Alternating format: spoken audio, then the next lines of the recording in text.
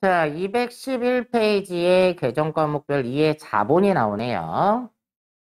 자, 밑에 1절에 보면 자본의 성격 및 분류가 나오는데 기업은 크게 두 가지 원천으로 자금을 조달하여 기업의 자산을 구성한다. 부채는 타인 자본으로서 채권자 지분이고 자본은 자기 자본으로서 소유주 지분이다. 그래서 예전에 그려드린 그림이 있죠. 이렇게 해서 우리 회사의 자산은 뭐로 구성이 된다? 타인 자본인 부채와 회사의 자본인 자기 자본인 자본. 이거 두 개로 전부 다 구성이 된다라는 얘기예요.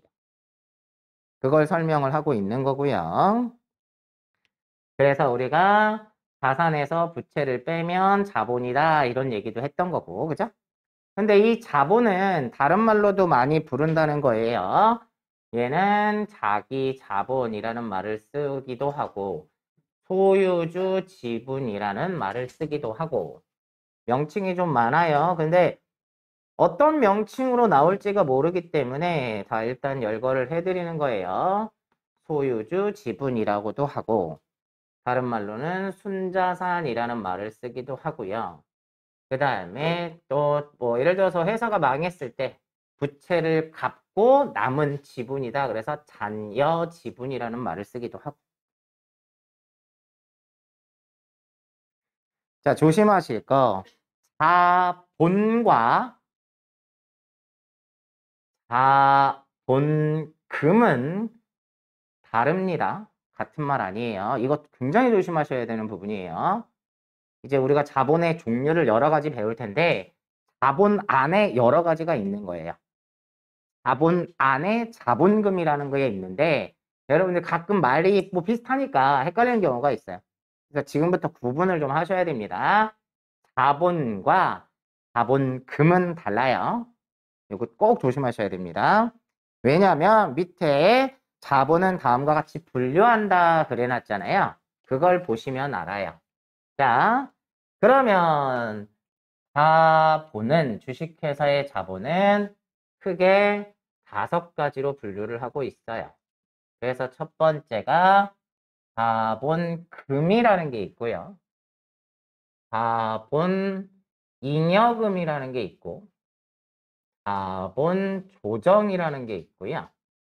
기타, 포괄, 손익, 누계액이라는 게 있고 마지막이 이익, 잉여금이라고 이렇게 5가지로 분류를 하고 있습니다. 여러분 교재에 다 설명이 돼 있어요. 밑에 표를 보시면 거기에 종류를 다 열거를 해놨어요. 다음 페이지까지 보시면. 그리고 212페이지부터 쭉 자본에 대한 설명들을 하고 있는데 그것들에 대해서 제가 지금 전반적으로 한번 설명을 쭉 먼저 할게요. 자, 이건 지울게요. 자, 주식회사의 자본은 5가지로 나뉘는데 그 중에 첫 번째 자본금은 다른 말로는 법정 자본금이라고 얘기를 하고요. 뭐 같은 말로 이렇게 쓰이고요. 그럼 자본금은 어떻게 결정이 되느냐? 일단은 자본금이라는 건 회사에서 자본을 모집을 할 때는요, 주식을 발행해서 모집을 한다고 그랬죠? 그럼 회사는 주식을 발행할 때 주식의 종류가 2가지로 나눠진다는 얘기예요. 그래서 하나는 우선주라는 게 있어요. 그래서 우선주 자본금과 보통주 자본금으로 구분을 하고 있다라는 얘기입니다. 자, 주식의 종류 중에요. 우선주라는 게 있고 보통주라는 게 있다라는 거예요. 그래서 우선주는 일단 뭐 배당을 보통주를 가진 사람보다 배당을 먼저 받는다든지 회사가 망하면 자녀 지분이 있잖아요. 그 자녀 지분에 대해서도 보통주보다는 우선권을 갖는다든지 그런 약간의 혜택을 준 주식이 우선주예요. 근데 얘는 혜택을 준 대신에 얘는 또 하나를 혜택을 뺀 거예요. 뭘 뺐냐면 얘는 의결권이 없습니다. 그래서 내가 주주총회에 참석해서 난 이거에 대해서 이렇게 할래요. 찬성할게요. 반대할게요. 이런 의결권을 가지지 않는 주식을 우선주라고 얘기를 해요. 그럼 반대로 얘기하면 보통주는 얘보다 혜택을 못 받긴 하지만 얘는 뭐가 있다는 거예요? 의결권이 있다라는 거예요. 자, 그러면 주식회사의 자본금은 어떻게 결정이 되느냐? 자본금은 무조건 액면 금액에다가 발행 주식 수를 곱해서 액면 금액이 자본금이 나옵니다. 자, 액면 금액이어야 돼요. 가끔 이론 문제 나올 때 다음 중 옳지 않은 것은 이래놓고 주식회사의 자본금은 발행 금액 곱하기 발행 주식수로 구한다. 이러면 틀린 말이에요. 그런 말이 이론 문제로 나와요. 그래서 꼭 액면 금액이어야 돼요. 자, 자본금은 이 정도만 아셔도 됩니다. 다음 자본잉여금. 주식을 발행하면 자본금이 생기는 거라고 그랬잖아요. 그런데 주식을 발행하거나 주식을 회수하거나 여러 가지 자본 거래에서 남는 돈이 있을 수 있다는 거예요. 그래서 그걸 자본잉여금이라고 하고 가장 대표적인 형태가 주식 발행 초과금이라는 게 있어요. 배정 과목입니다. 주식 발행 초과금. 주식을 액면 금액보다 높게 발행을 해서 초과한 돈, 그러니까 남은 돈이죠. 자, 예를 들어 볼게요. 자, 우리 회사에서 원래 여러분들 자본을 모집을 하려고 하면 주식을 발행할 때 주식에다가 액면 금액을 10억, 100억 막 이렇게 쓸까요? 그럼 부담스럽잖아, 사가는 사람들이. 그래서 일반적인 주식의 액면가액은 액면에는 뭐 금 1만 원정 이런 식으로 10,000원짜리를 발행을 해서 여러 장을 발행을 하는 거예요. 그러면 투자하고 싶은 사람들이 얼마든지 편하게 살 수 있을 테니까. 이해되셨나요? 그런데 내가 10,000원짜리를 발행을 했는데 다른 사람들이 증권시장에서 자꾸 경쟁적으로 가격이 올라가는 거예요. 그래서 내가 10,000원짜리를 발행을 했는데 이걸 사간 사람들이 5만 원에 사갔단 말이에요. 그럴 수 있죠? 예를 들면 그런 거예요. 여러분들 삼성전자 주식이 한 주에 얼마예요? 지금은 얼마 전에 좀 됐죠. 주식 분할을 해가지고 지금 한 주당 5만 원인가? 6만 원인가? 자세히는 안 알아봤는데 근데 그거 주식 분할하기 전에요. 한 주에 200만 원이었어요. 근데 얘네 그 주식을 실물로 보면 주식에는 얼마라고 써 있어요? 10,000원이라고 써 있거나 또는 5,000원이라고 써 있거나 그래요. 자, 그런데 만약에 삼성전자에서 요번에 10,000원짜리 주식을 한 주를 발행을 하는 거예요. 그러면 주식시장에 내놓는 순간 얼마의 거래가 돼요? 분할하기 전으로 얘기하면 200만 원의 거래가 된다는 거예요. 이게 되셨나요? 그럼 회사에서는 액면 10,000원짜리를 발행을 했는데 돈이 200만 원이 들어오는 거야. 그럼 돈이 남았죠. 이게 주주와의 거래에서 돈이 남은 거. 이게 자본잉여금이라는 거고. 자, 회계 처리할 때 이렇게 해요. 여기 보세요. 회사에서는 주식을 발행하면 뭐가 늘어난다고요? 자본금이 늘어나는 거예요. 그럼 자본이 증가했으니까 대변에 자본금이 얼마짜리? 아까 무조건 액면이라고 그랬죠? 자본금이 10,000원이 늘어나는 거예요. 되셨나요? 근데 돈이 얼마가 들어온다는 거예요? 아까의 예를 들면 200만 원이 들어오는 거예요. 되셨나요? 그러면 199만 원에 뭐가 발생한다? 주식 발행 초과금이 발생을 한다라는 거예요. 어렵지 않죠? 자본금은 무조건 액면 금액이고 액면 금액을 초과한 만큼을 뭘로 처리한다? 주식 발행 초과금이라고 하는 거예요.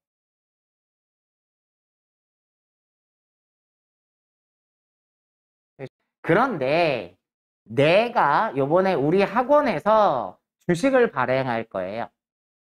그래서 액면 10,000원짜리 주식을 발행을 했는데 사람들이 안 사가. 그럼 어떻게 돼? 가격이 떨어지겠죠? 그러니까 원래 법적으로는 그런 게 있어요. 법원에 원래 할인 발행을 맘대로 못 해요. 그래서 법원에다 허락을 받아서 할인 발행을 해야 돼요. 그건 뭐 참고로 알아두시고 어찌됐든 10,000원짜리를 발행했는데 사람들이 안 사가니까 8,000원에 팔린 거야. 그러면 회사는 똑같이 자본금이 10,000원이 증가를 하는 거예요. 액면 10,000원짜리 발행했으니까. 근데 돈이 얼마밖에 안 들어왔다고요? 8,000원밖에 안 들어온 거예요.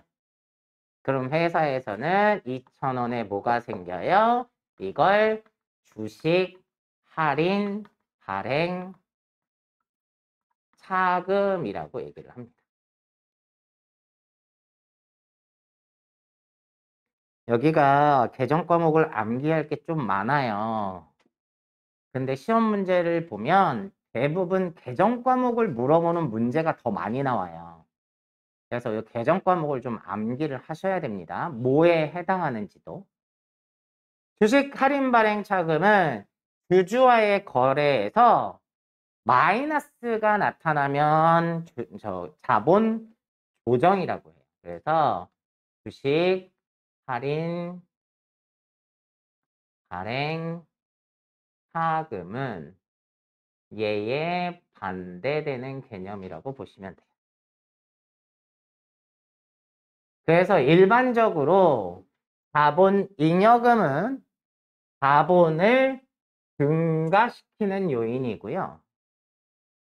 자본 조정은 대부분 자본을 감소시키는 요인이 돼요. 자, 여기 보세요. 자, 내가 지금 자본을 10,000원짜리를 발행을 했는데 주식을. 근데 주식 발행 초과금이 이만큼이 발생을 했죠. 그러면 이 회사의 자본은 얼마가 되는 거예요? 200만 원이라는 거예요. 이해되셨나요? 자본금에다가 증가시키는 요인이었으니까. 그럼 얘는 자본이 얼마예요? 자본이 8,000원이 되는 거예요. 이해되셨나요? 자본을 감소시키는 요인이라서. 그래서 이것도 시험 문제 나온 적 있어요. 플러스 마이너스 이런 걸로. 그러니까 자본을 증가시키는 요인, 감소시키는 요인 같이 봐두세요. 자, 그러면 이렇게 개정 과목 2개는 이해하셨죠? 아직 어려운 거 없죠? 문제는 암기하셔야 되는 게 어려운 문제고. 두 번째, 자본잉여금 중에 감자 차익이라는 게 있어요. 감자 차익. 자, 저기 감자라고 하면 자본을 감소시킨다라는 게 감자입니다. 근데 자본을 감소시키다가 보니까 회사에 돈이 남는 경우가 있다라는 거예요. 이런 경우를 감자 차익이라고 얘기를 하는데 회사에서 자본을 감소시키는 가장 대표적인 방법은요. 내가 주식을 발행하면 자본이 늘어나죠. 근데 내가 발행했던 주식을 내가 다시 사들여서 소각을 시켜버리면 자본이 감소되는 거예요. 이해되시나요? 내가 주식을 발행해서 내놓으면 다른 사람들이 사갈 거 아니에요. 그러면 그 돈이 회사로 들어오는 거죠? 그만큼 자본이 늘어나는 거고, 자본금이. 근데 주식을 발행했던 주식을 이제 뭐 이런 예를 들죠. 내가 처음에 회사를 차릴 때 돈이 너무 없어가지고 주식을 많이 발행한 거야. 근데 이제 회사가 어느 정도 운영이 되다 보니까 주주가 너무 많아가지고 돈 버는 족족 다 배당을 나가야 될 판이야. 그래서 안 되겠어. 자본을 줄여야 되겠다. 그러면 현재 유가증권 시장에 유통되고 있는 우리 회사 주식을 회사 돈으로 사요. 그리고 소각을 시켜버리는 거야. 그러면 자본을 감소시킬 수 있다는 얘기입니다. 이해되셨나요? 자, 그러면 그런 예를 하나 들어볼게요. 자, 회사에서 이번에 주주총회를 통해 가지고 감자를 결정을 한 거예요. 자, 그래서 선주를 감자하기로 했어요. 선주를. 그러면 선주를 돈 주고 사와야 되잖아요. 그쵸?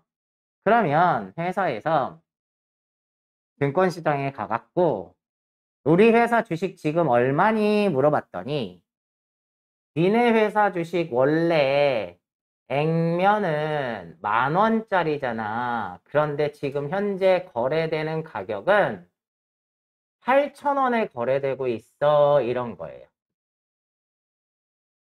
그러면 회사에서는 그래? 그러면 1,000주만 줘. 그래서 1,000주를 유가증권시장에서 사요. 얼마씩? 8,000원씩 사겠죠. 자, 그러면 현금이 얼마가 나가요? 800만 원이 나가면서 우리 회사 주식을 사다가 태워버렸어요. 그러면 차변에 주식이 없어졌으니까 자본금이 감소하겠죠? 그죠? 얼마가 감소할 것 같아요? 자본금은 무조건 뭐라고 그랬어요? 액면이라고 그랬어요. 그러면 얼마? 1,000만 원의 자본금이 감소하는 겁니다. 자본금은 무조건 액면이에요. 자본금은.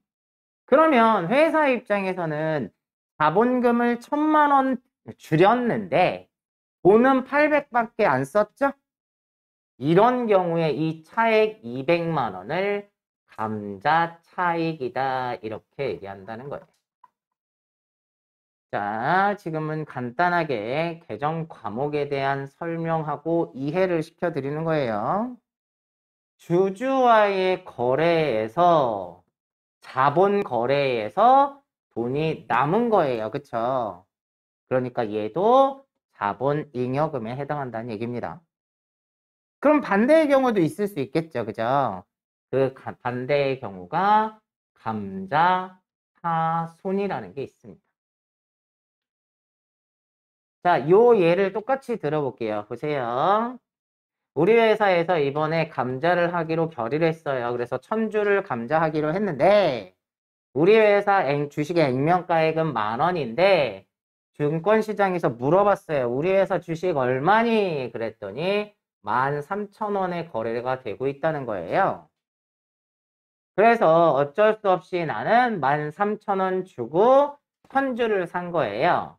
그러면 현금이 얼마가 나가나요? 1,300만 원이 나가요. 그런데 자본은 액면이 10,000원이니까 자본금은 얼마가 줄어들어요? 똑같이 1,000만 원만 줄어들어요. 그러면 주주와의 거래에서 돈을 더 썼죠? 그러니까 회사는 손해인 거예요. 그래서 300만 원에 뭐가 발생한다? 감자차손이 발생한다. 그래서 얘네 둘도 이렇게 반대의 성향을 가지고 있습니다. 얘 먼저 할게요. 자기 주식이라는 게 있습니다. 자기 주식.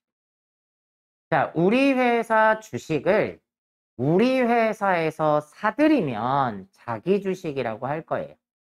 근데 아까처럼 우리가 우리 회사 주식을 사다가 즉시 소각을 하면 감자라고 보는 거거든요.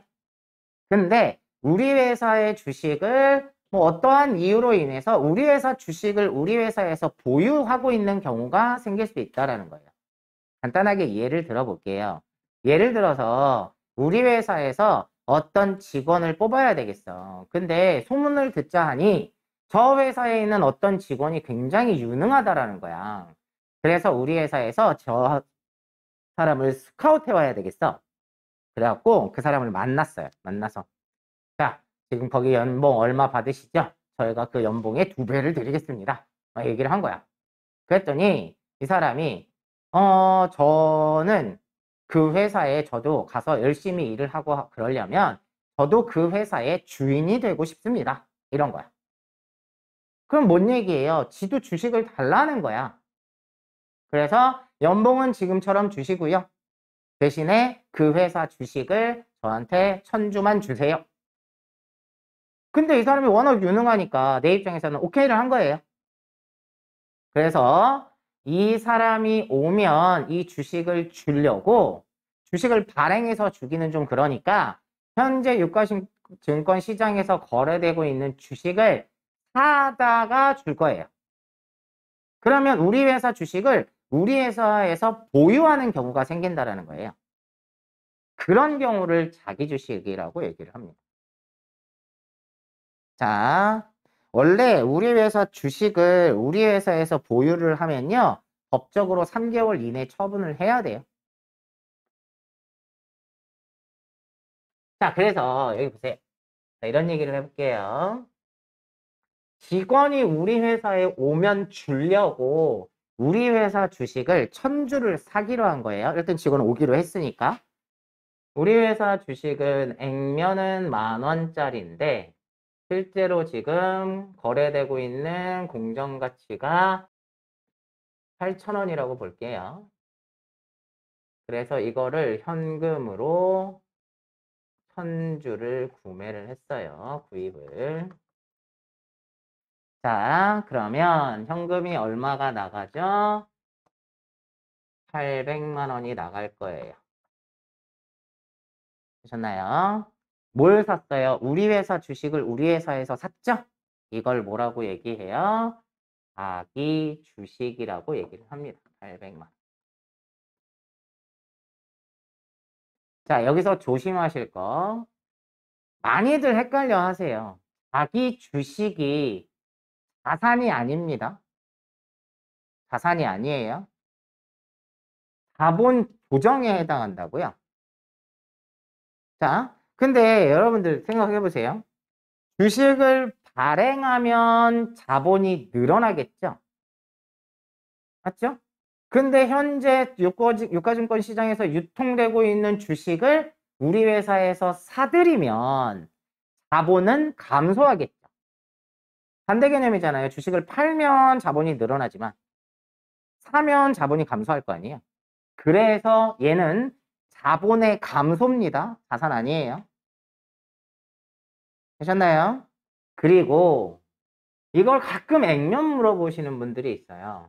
자, 액면은 두 가지 경우에만 액면을 씁니다. 조금 전에 아까 배워봤던 사채하고요. 자본금 이외에는 액면을 쓰는 경우가 없어요. 그래서 우리 회사 주식을 우리 회사에서 사들이면 자본이 감소하는 거고 그걸 뭐라고 부르겠다? 자기 주식이라고 부르겠다는 거예요. 자, 그런데 이 직원이 오기로 했는데 안 온 거야. 배신하고 다른 데를 갔어. 그러면 아까 말한 대로 법적으로 우리 회사 주식은 3개월 안에 처분해야 된다고 그랬잖아요.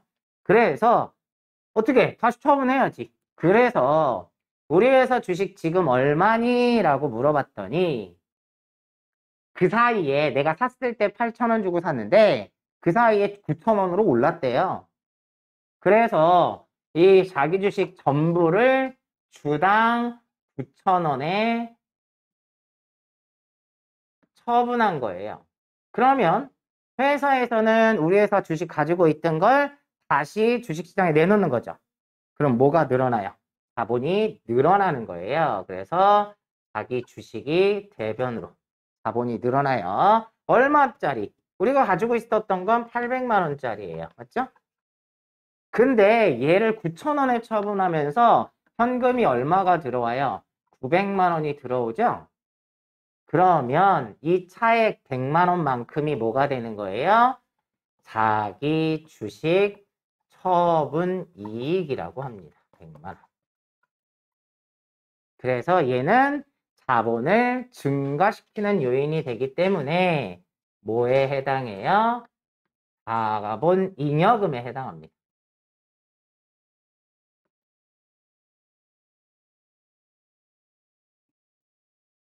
그러면 반대되는 경우도 있을 수 있다는 얘기죠. 그래서 자기 주식 처분 손실이 발생할 수도 있다라는 겁니다. 얘랑 얘랑 마찬가지로 반대되는 개념이고요. 그럼 예를 들어볼까요? 이 얘기 그대로 해보죠. 뭐 내가 8,000원에 샀는데 얘가 안 온다고 해서 이걸 다시 처분하려고 했더니 6,000원으로 떨어졌다는 거예요. 그 사이에. 그러면 회사에서는 자기 주식 나가는 거는 800만 원짜리가 나가지만 돈이 600만 원밖에 안 들어온다. 그럼 200만 원에 뭐가 발생한다는 거예요?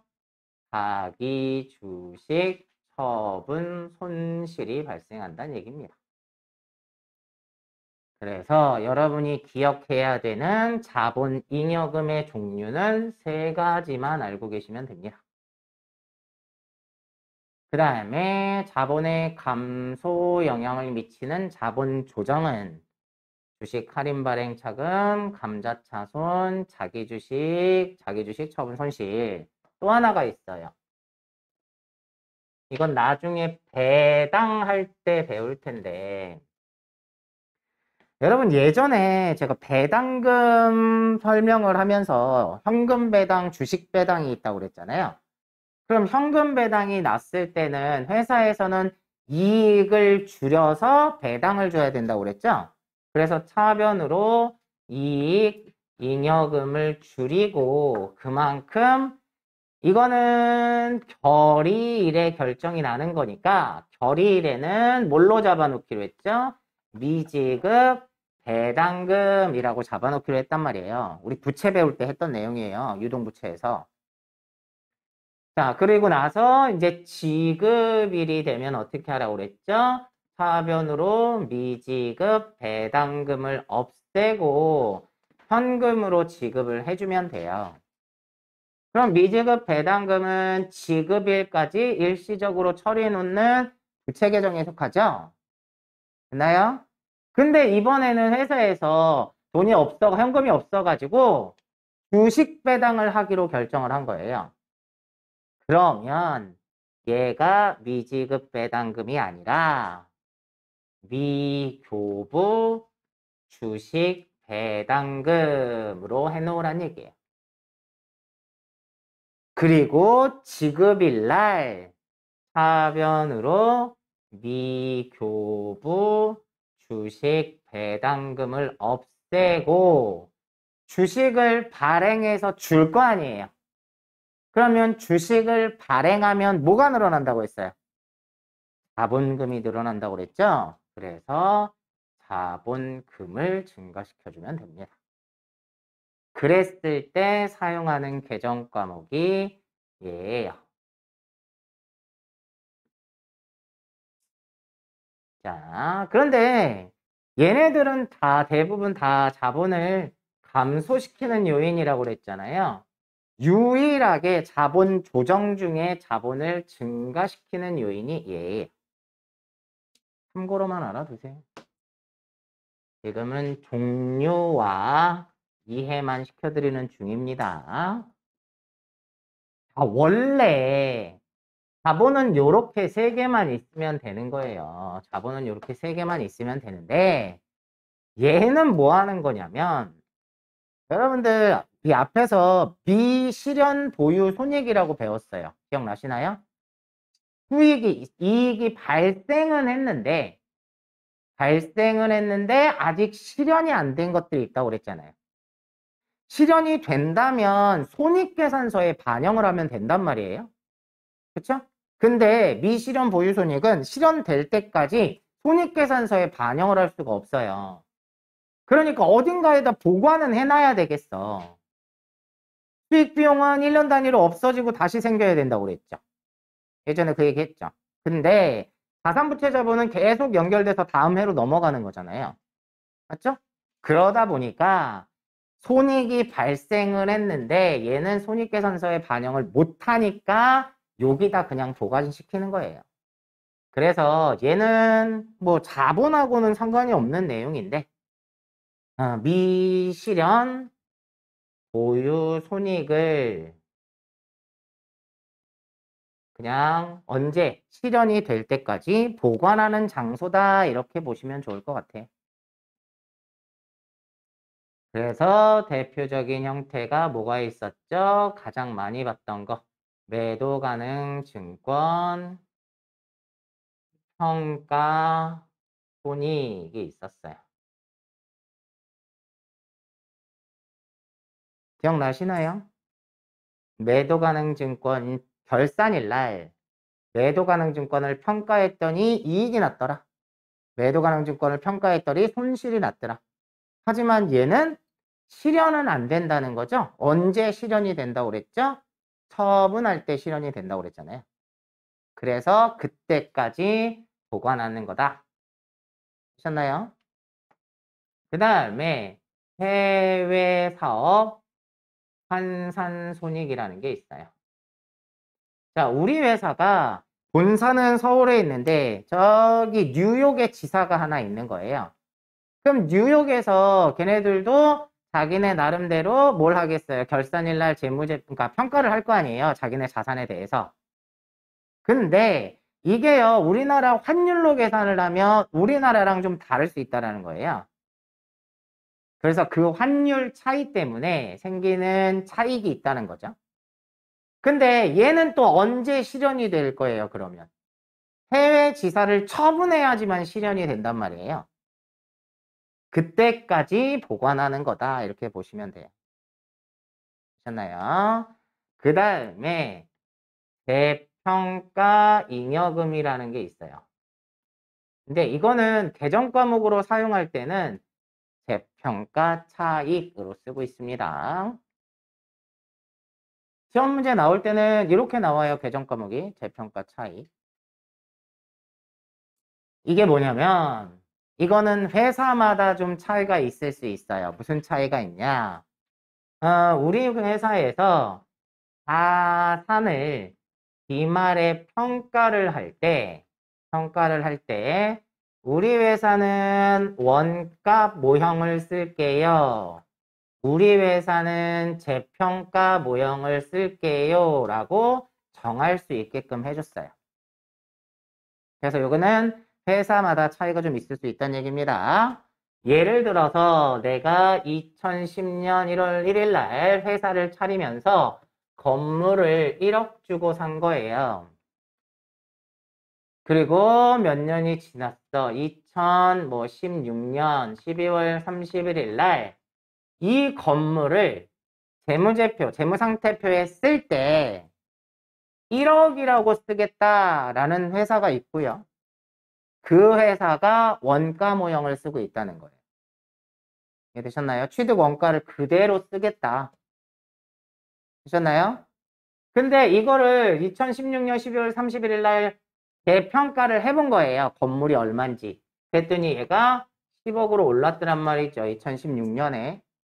그러면 재무상태표에 표시를 할 때 우리는 10억인 걸 확인했으니까 10억으로 쓸게요. 라는 게 재평가 모형이에요. 구분이 되셨나요? 그럼 이건 장단점이 다 있어요. 뒤에 가서 재무제표에 대한 얘기를 또 하겠지만 얘는 신뢰성이 높아져요. 산 금액 그대로 쓰니까. 9억의 차이가 생겼잖아요. 그죠? 근데 이 9억은 들어와요? 안 들어와요? 돈이?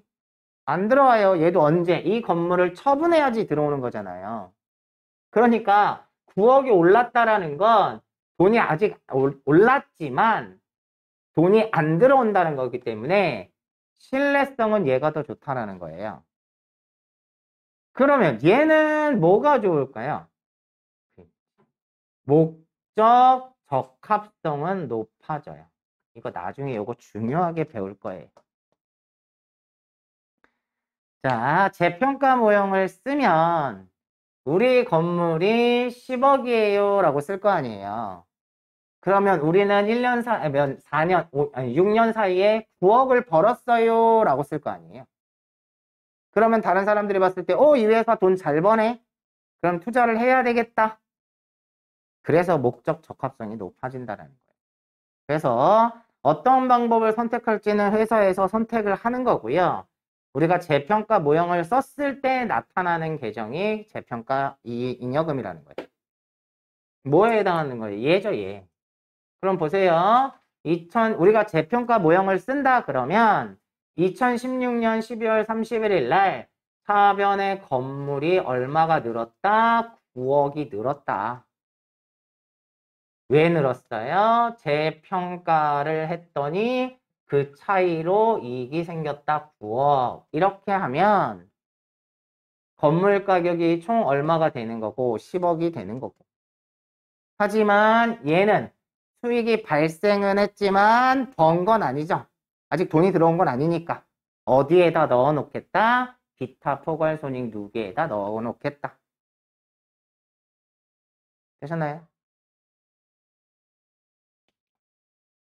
자, 마지막 하나가 뭐가 있어요? 저번에 설명을 드리긴 했는데.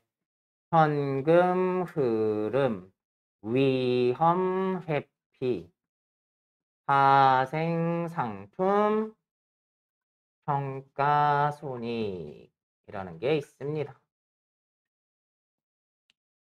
이거에 대해서는 따로 뭐 기억을 하실 필요는 없고요. 그 기타 포괄 손익 누계에게 저런 게 있다라는 정도만 기억하시면 될 것 같아요. 자, 그래서 여기까지 기타 포괄 손익 누계액이고요. 자, 마지막 이익잉여금. 근데 회사에서 영업활동을 하다 보면 영업활동 이외의 것들 말고 영업활동을 하면서 돈을 벌어들이면 당기순 이익이 발생하죠. 그래서 요게 구분해서 표시해야 되는 것 중에 하나가 그거예요. 얘는 자본 거래에서 남은 돈이고요. 얘는 경영활동을 통해서 영업활동을 통해서 남은 돈이에요. 회사에. 근데 회사가 이익이 나면 당기순 이익이 나면 이익잉여금이지만 혹시 손실이 발생할 수도 있잖아요. 그러면 얘를 얘를 결손금이라고 부릅니다. 이익이 나면 이익잉여금, 손해가 나면 결손금이라고 해요. 자, 이익잉여금은 크게 두 가지로 또 다시 분류를 하고 있어요. 하나는 기처분 이익잉여금이라는 게 있고요. 그 다음에 미처분 이익잉여금이라는 게 있어요.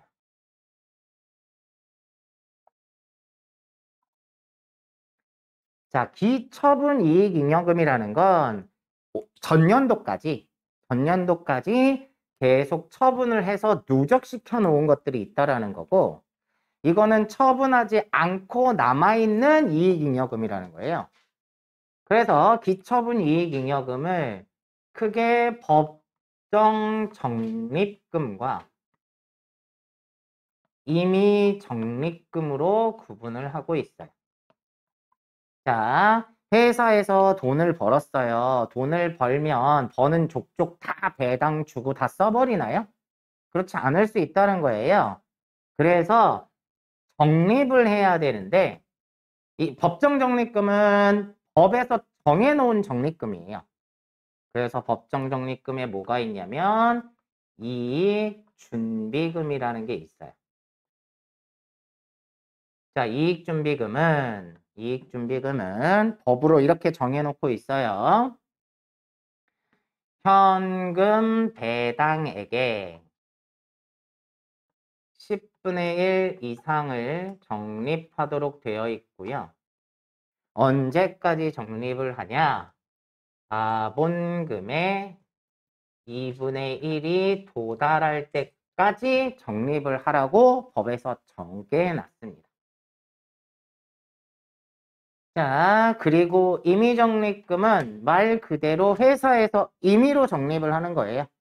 그래서 뭐 여러 가지 적립금이 있겠지만 시험에 나오는 얘기를 하자면 사업 확장 적립금이라는 게 있어요. 요거는 말 그대로 우리 나중에 돈 모아서 좀 사업을 확장을 해야 되겠다. 그런 목적으로 적립을 하는 거고, 그 다음에 뭐 감채기금, 적립금이다. 뭐 이런 것들도 있어요. 이거는 회사에서 나중에 우리 회사 지금 빚이 너무 많아.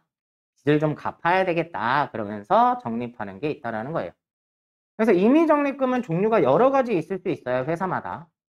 근데 제가 이 두 가지를 써드린 이유는 시험에는 등장을 했었기 때문에 이 두 가지를 써드리는 거고, 이익준비금은 법에서 정해놨는데, 요 말이 중요합니다. 요 말. 주식 배당을 한다 그러면 이익준비금을 적립을 안 해도 돼요. 현금 배당할 때만 뭐 한다? 적립을 해야 된다. 이렇게 정해놓은 거예요. 그러면 전년도에 이익이 나서 뭐 배당을 하면 이익준비금으로 모아놨겠죠? 전년도에 뭐 사업 확장 적립금을 적립을 해놨으면 모아놨겠죠? 그러니까 그 전까지 올해 말고 전년도까지 이미 처분해 놓은 이익잉여금을 기처분 이익잉여금이라고 해요. 그러면 이제 올해 들어서 이제 또 이익잉여금이 발생할 거 아니에요? 올해 당기순이익을 벌면. 그러면 이익잉여금은 미처분 이익잉여금은요. 전기 2월 미처분 이익잉여금에다가 뭘 더해요? 올해 벌어들인 당기순이익을 더해서 이 금액이 미처분 이익잉여금이 되는 겁니다. 이거는 전년도까지 적립해 놓은 거고, 전년도도 마찬가지예요. 전년도에서 처분할 거를 다 처분을 하고도 이익잉여금이 좀 남은 거야. 그래서 내년으로 넘길 수 있겠죠. 이게 넘어온 거라는 거예요. 전년도에서 넘어온 이익잉여금에다가 올해 벌어들인 당기순이익을 더하면 요게 미처분 이익잉여금이 될 거고, 이걸 가지고 이제 주주총회에서 어떤 결정들을 내려서 또 처분을 하겠죠. 뭐 또 여중에서 적립금으로 얼마 모으고 법정 적립금으로 모으고 임의 적립금으로 또 모으고, 그리고 또 남으면 뭐가 돼요? 차기 2월 미처분 이익잉여금이 될 거고, 다음 연도로 올해 처분. 그러면 다음 연도로 또 넘어가면 또 전기 2월 미처분 이익잉여금에다가 당기순이익을 더해서 미처분 이익잉여금이 되는 거고. 드셨나요? 자, 그래서 요 내용들은 꼭 좀 암기를 하셔야 됩니다. 지금 거기에 나와 있는, 제가 지금 설명드린 내용들이 211페이지 표, 212페이지까지의 표 있죠? 그걸 설명을 드린 거예요. 근데 단순히 개정 과목만 이렇게 써드리기만 하면 이해가 어려울까봐 각각이 어떻게 쓰이는 거다라는 것까지 설명을 좀 드린 거예요. 자, 이제 이것들을 회계 처리하는 방법들에 대해서 210페이지 이제 자본금, 주식 발행에 관련된 거, 이런 것들이 쭉 나오게 돼요. 이제 그 내용들을 상세히 보도록 할게요.